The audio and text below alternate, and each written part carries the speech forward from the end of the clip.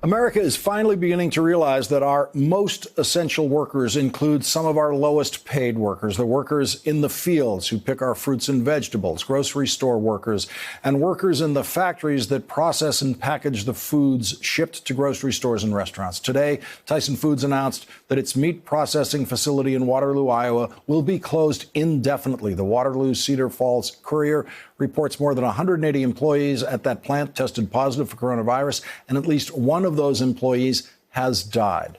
That's just the latest meatpacking plant shut down by coronavirus. Some plants are installing additional safety measures, but that's not safe enough for some of the workers. I feel like the words plexiglass and the words face mask can be safe, but when you see when they actually supply the people, that's nowhere near safe. They're giving us face shields that are flimsy, just flapping in the wind. I quit. I told them, as soon as I heard about that, I thought to myself and I said, I'm either going to be filing for unemployment or trying to find another job. I just got off a 16-hour night shift, but I'm not putting myself at personal risk just for the sake of this company. Joining our discussion now, Andrew Zimmern. He's an award-winning chef who hosted MSNBC's limited series, What's Eating America. Andrew, thank you very much for joining us again tonight. We don't like to think very much, or we don't think very much about where our food comes from, how it gets to us, but we're now seeing there is tragedy in that food supply chain, a kind of tragedy we've never seen before. Never. And historically, I mean, going back even to the foundational elements of our country, as we talked about the other week, Lawrence, we've created an underclass to process and serve our food. We have gotten away with creating horrific conditions in factories, farms, and fields. You have to remember, the meatpacking industry has always been notorious for poor working conditions, even predating the coronavirus pandemic. Meat and poultry employees have the highest illness rates of all manufacturing employees. And because so many of them are living check to check, they're less likely to report injuries and illness. That young gentleman there, I noticed he was a security guard. He's not even working in these tight conditions, these horrific tight quarters, processing meat next to other human beings, ignoring the distancing models. A lot of people live together and work double shifts. A lot of them take the same transportation to these factories.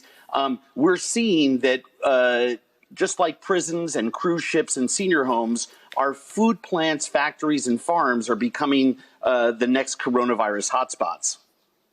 But Andrew, running companies like this, why wouldn't they see the risk that they were facing? I mean, Tyson Foods can't think it was worth it to run these risks now that the plant is completely shut down.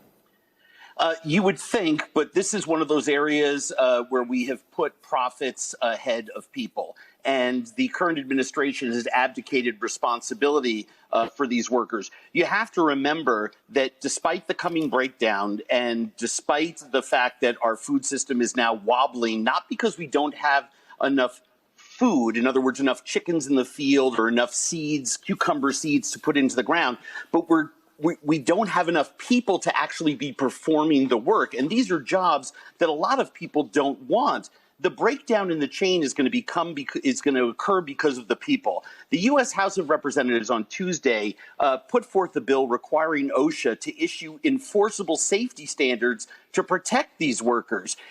But shockingly, just a week or two beforehand, the administration actually allowed these chicken plants to increase the speed on the line, putting workers at a higher risk of injuring themselves in a very dangerous job to begin with, but also the faster that you're working, the more in contact you're becoming with other people. And as that gentleman said, those floppy face masks, we're doing nothing but make the situation more and more dangerous. And we don't have backups. There's no bench set of players to go out into the fields and plant our food, harvest our food, cut our meat, and pack it. We are playing Russian roulette with our food system because we're ignoring the safety of our workers.